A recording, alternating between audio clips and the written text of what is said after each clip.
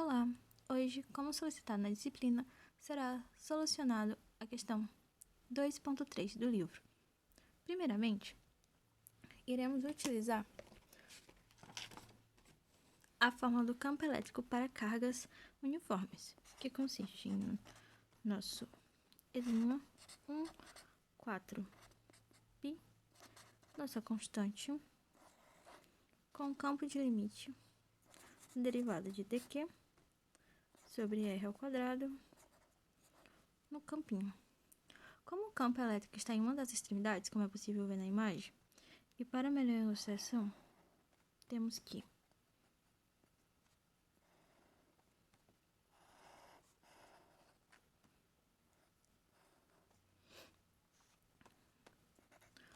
o ponto em questão que queremos é o L, temos o nosso R, o ponto de partida, a nossa angulação em questão, nosso ponto Z, sendo que da ponta do início até o final se encontra o nosso X.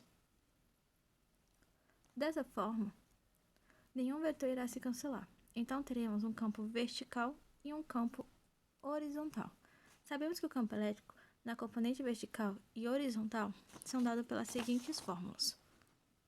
Primeiramente, temos nosso EZ igual ao módulo da nossa fórmula do campo elétrico vezes o cosseno do nosso ângulo. E temos o nosso EX, que é o módulo do nosso campo elétrico vezes o seno do nosso ângulo.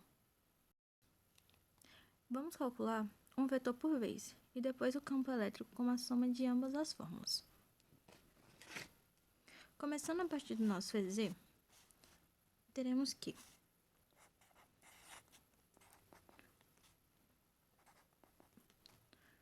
repetindo a fórmula estrutural, seria constante de Q sobre nosso R ao quadrado, o nosso cosseno da angulação. A densidade da carga uniforme corresponde a nosso dq irá se transformar com uma derivada para dx. Sendo assim, considerando que o nosso ângulo é o cateto adjacente sobre a hipotenusa, ficaremos que o nosso EZ é igual a 4π, nossa constante, Zzinho, com o nosso R ao cubo, com a nossa derivada em x. Pela imagem que reproduzimos anteriormente, sabemos que o nosso x varia do ponto inicial até o ponto final. Então, a gente sabe que ele vai desde o ponto inicial até o nosso pontinho final aqui do nosso desenho. Sendo assim, vamos delimitar os nossos limites. Vamos reproduzir aqui novamente a nossa fórmula e estabelecer como ponto L e o ponto 0. E repetir os nossos fatores. Com o teorema de Pitágoras, temos que o nosso Rzinho pode admitir como R ao quadrado, Z ao quadrado mais X ao quadrado. Então, vamos fazer uma substituição, ficando nosso EZ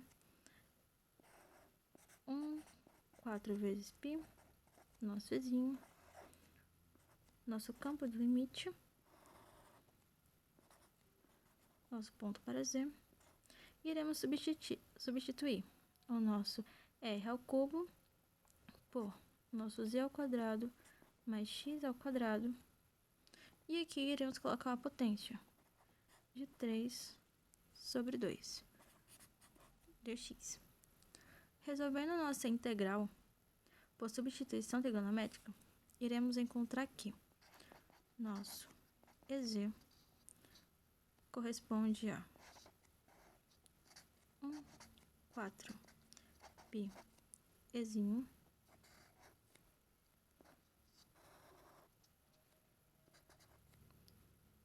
x com o nosso z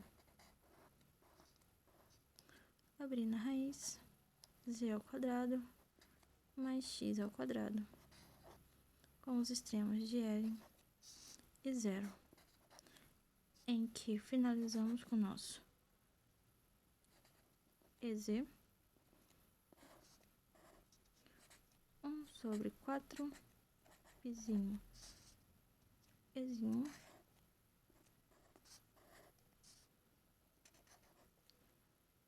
para L, com Z, Z ao quadrado, mais L ao quadrado. Sendo que, como os nossos pontos de limitação eram o nosso L e o nosso 0, nosso ponto de x foram todos substituídos pelo nosso L.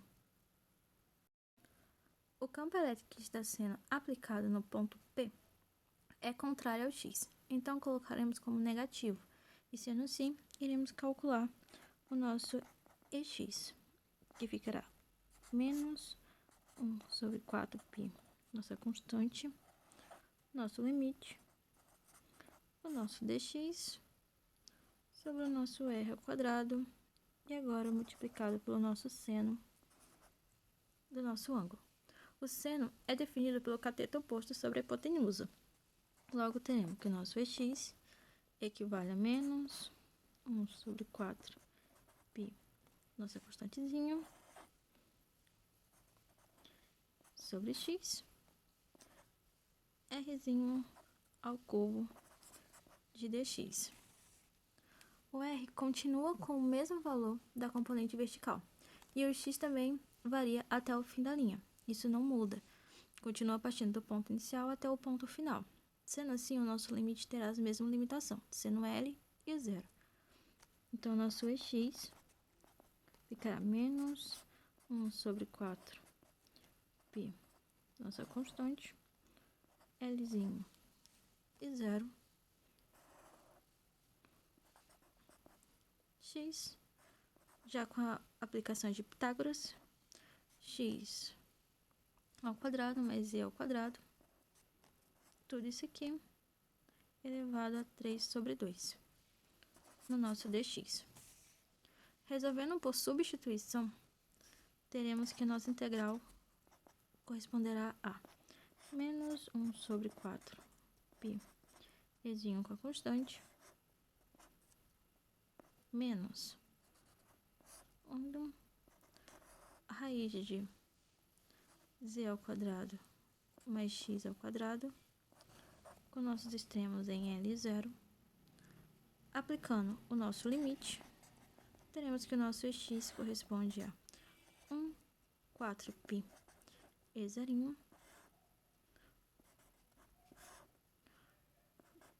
sobre z ao quadrado mais L ao quadrado, tudo isso menos o nosso outro ponto extremo sobre zzinho.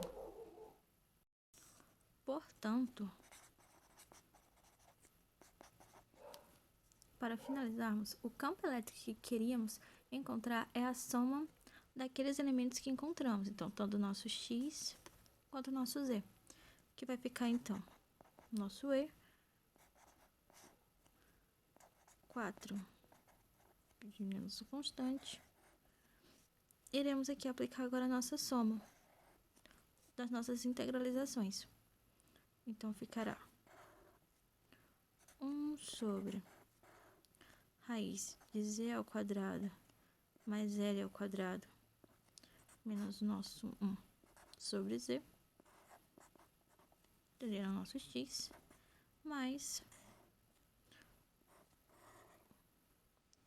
o nosso L sobre z, vezes, abre a raiz de z ao quadrado, mais L ao quadrado, com o nosso ponto do nosso zzinho direcionado.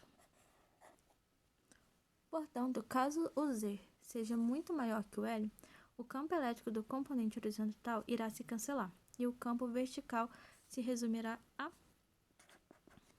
nosso campo 4π L sobre nosso Z ao quadrado, tendendo ao ponto de Z.